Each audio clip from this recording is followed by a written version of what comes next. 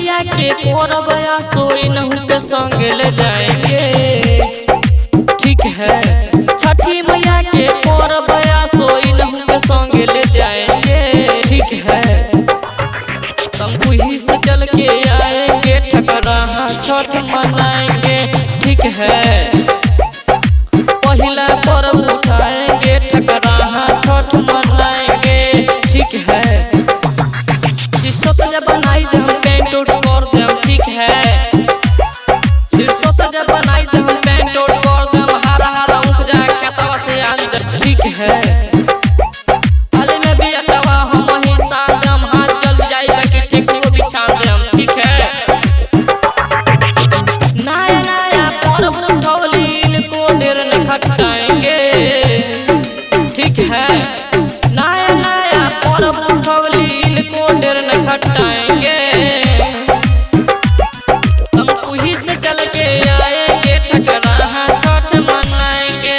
ठीक है तंबुही से चल के आएंगे ठकराहा छठ मनाएंगे। ठीक है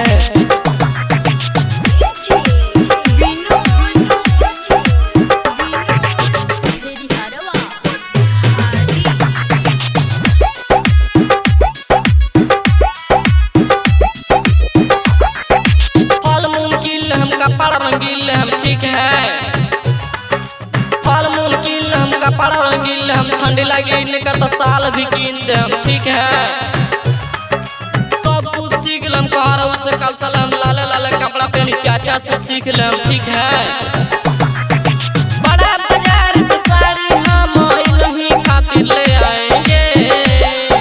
ठीक है बड़ा बाजार से साड़ी हम नहीं खातिर ले आएंगे। तंबुही से चल के आएंगे ठकराहा छठ मनाएंगे।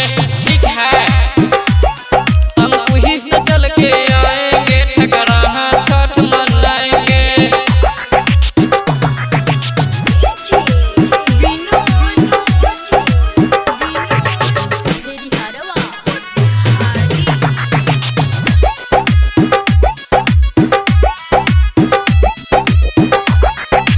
हाथ सिर झुकाई के अपना छठी माई के। ठीक है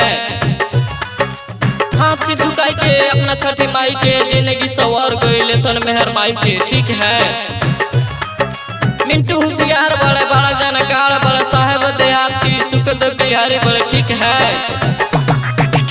उलट के दर्दी को